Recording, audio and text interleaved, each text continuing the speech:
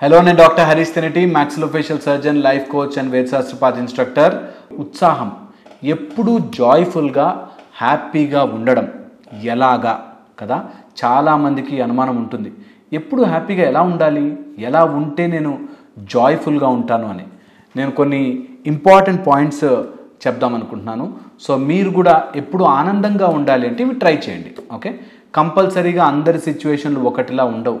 నేను ఎప్పుడు వీడియో చేసినా అనుకుంటుంటాను, చెప్పడం చాలా ఈజీ బాస్, చేసేవాడికి ఆ బాధ తెలుస్తుంది అని.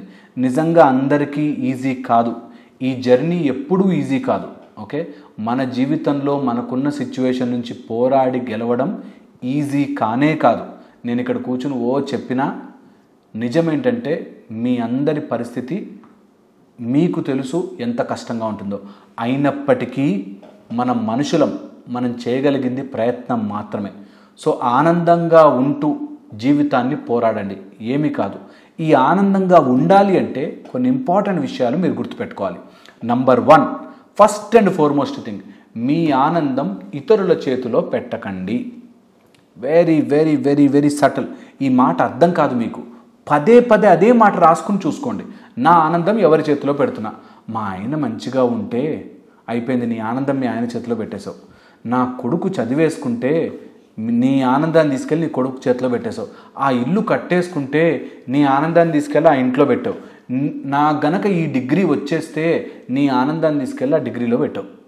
నీ ఆనందము, నీ జాయ్ఫుల్నెస్, నీ ఉత్సాహము నీ దగ్గరే పెట్టుకో.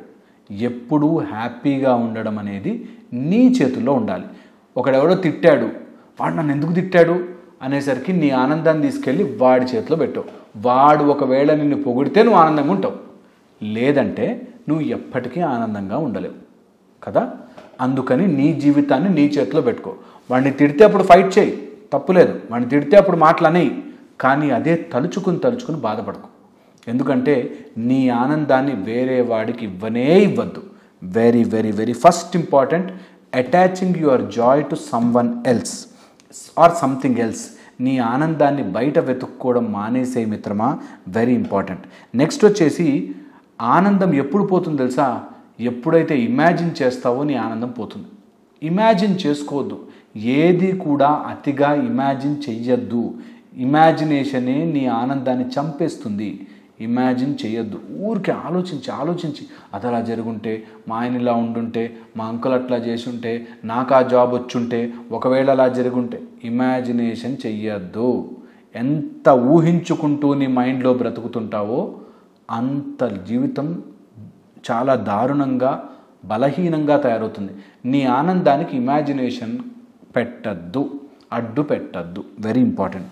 అండ్ ఒకవేళ నువ్వు అనుకున్నట్టుగా జరిగిందనుకో, ఏం జరిగింది, నేను అనుకుంటే అయిపోతున్నాను అనిపిస్తుంది. అనుకున్నట్టుగా జరగలేదనుకో, డిప్రెషన్లోకి, డల్నెస్లోకి వెళ్తావు. అందుకని వెరీ ఇంపార్టెంట్, నీ ఆనందానికి దేనికి కూడా నీ ఇమాజినేషన్కి అడ్డు పెట్టద్దు. ఒకతను స్టాన్ఫర్డ్ యూనివర్సిటీలో ఏదో పెద్ద జాబ్ చేద్దాం అనుకున్నాడు, సమ్ ప్రొఫెసర్ పోస్ట్ చేద్దాం అనుకున్నాడు. ఇక్కడ ఆయనకు మంచి జాబే ఉంది, కానీ నా ప్యాషన్ సార్, అది నా లైఫ్ గోల్ సార్ అని చెప్పి అనవసరంగా పాకులాడు అటు వెళ్ళాడు, అక్కడ చేశాడు, కానీ ఇక్కడ ఫ్యామిలీని మిస్ అవుతున్నాడే అని బాధపడతాడు. సో అందుకని నీ ఆనందము ఎక్కడో ఉంటుంది, ఏదో వస్తుంది, ఎందులోనో ఉంటుందని ఇమాజిన్ చేసుకుంటూ, ఇక్కడ ఇంట్లో వాళ్ళు బాధపడతారని ఇక్కడ, అయ్యో అక్కడ నేను చేసుకోలేకపోయినా అని ఇక్కడ ఉన్నప్పుడు, అక్కడికి వెళ్ళాక ఇంట్లో వాళ్ళు బాధపడతారని ఇక్కడ, ఇలా ఆలోచించి ఊహించుకుని బాధపడకండి. జీవితానికి అంత సీన్ లేదు. హ్యాపీగా ఉండడమే జీవితం యొక్క పర్పస్. అండ్ ఇక్కడే మిరకల్ వస్తుంది. మీరు ఆనందంగా ఉంటే ఇవన్నీ ఆటోమేటిక్గా జరుగుతాయి. అసలు అదే ట్విస్ట్ ఆఫ్ ద సెంచరీ. ఏంటంటే మీకు గుర్తుపట్టాల్సింది ఏంటంటే, అవును కదా నాకు గోల్ ఉండాలి, నేను ఒక పెద్ద కాలేజ్లో పెద్ద జాబ్ చేయాలనుకోవడం తప్ప? తప్పు కాదు. నువ్వు స్టాన్ఫర్డ్ యూనివర్సిటీలో పెద్ద ప్రొఫెసర్ అవ్వడం తప్పు కాదు, కానీ నీ ఆనందాన్ని దానికి అటాచ్ చేయడం తప్పు. ఎప్పుడు నేను ఆనందంగా ఉన్నా, ఆ జాబ్ కూడా ట్రై చేస్తా అని అనుకున్నప్పుడు నువ్వు లైఫ్ చాలా బ్యూటిఫుల్గా లీడ్ చేస్తావు. అప్పుడు జీవితం అంతా కూడా ఆనందంగా వెళ్తుంది. అది వస్తేనే నేను ఆనందపడతాను అంటే ఈ 3-4 సంవత్సరాలు అది వచ్చేదాకా నువ్వు డిప్రెషన్లో, డల్నెస్లో నీ బ్రతుకుని ఎంజాయ్ చేయకుండా బ్రతుకుతావు. అందుకని వెరీ ఇంపార్టెంట్, ఆనందంగా ఉంటూ కావాల్సింది సాధించుకోవాలి. అండ్ ఎప్పుడైతే మైండ్ అలా ఆగుతుందో ఆనందం వస్తుంది.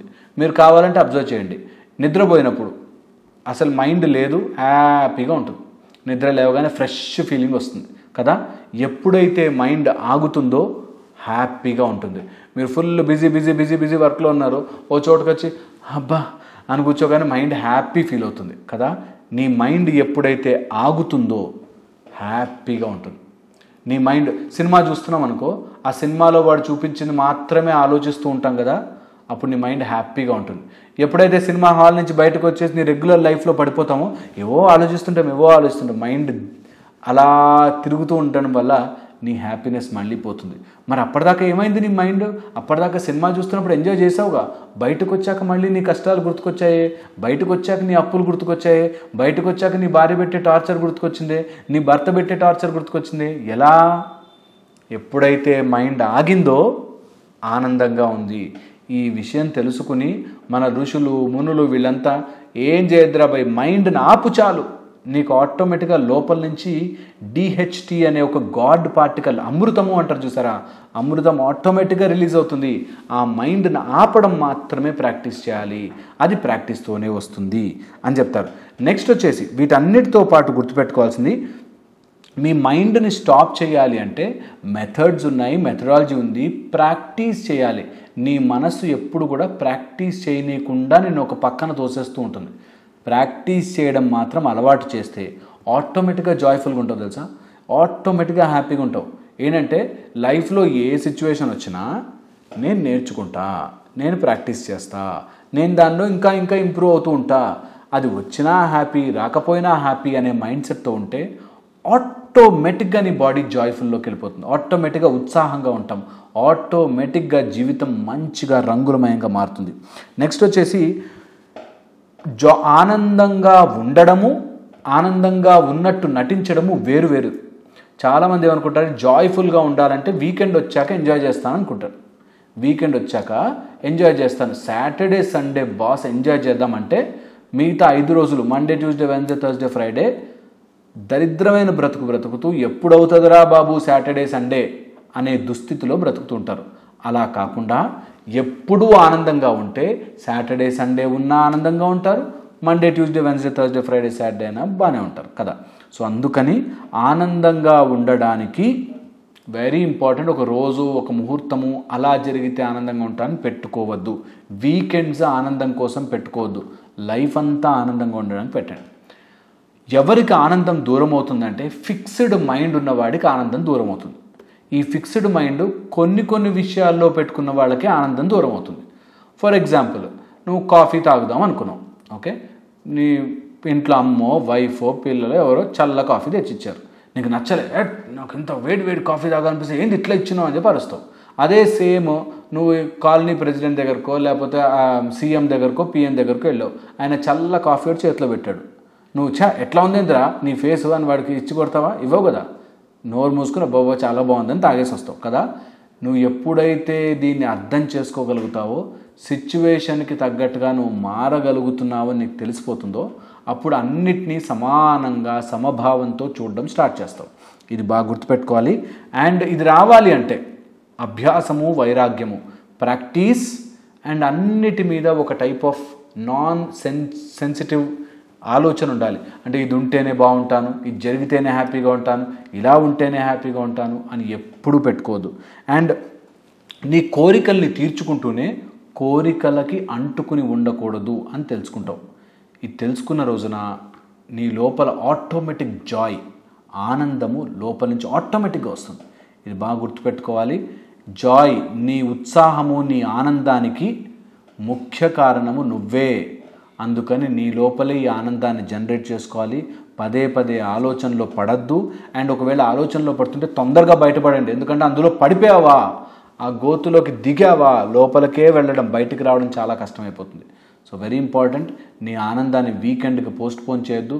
ప్రతి క్షణం, ప్రతి సిచ్యువేషను, ప్రతి సందర్భంలో హ్యాపీగా ఉంటాను ఫస్ట్, దెన్ అన్నీ సాధించుకుంటాను నెక్స్ట్ అని పెట్టుకుంటే, ఏదైనా సాధిస్తే హ్యాపీగా ఉంటా కాదు, అన్నీ సాధించడానికి ట్రై చేస్తుంటా, బట్ ఐఎమ్ వెరీ హ్యాపీ అని పెట్టుకోండి. చాలా బాగుంటుంది లైఫ్.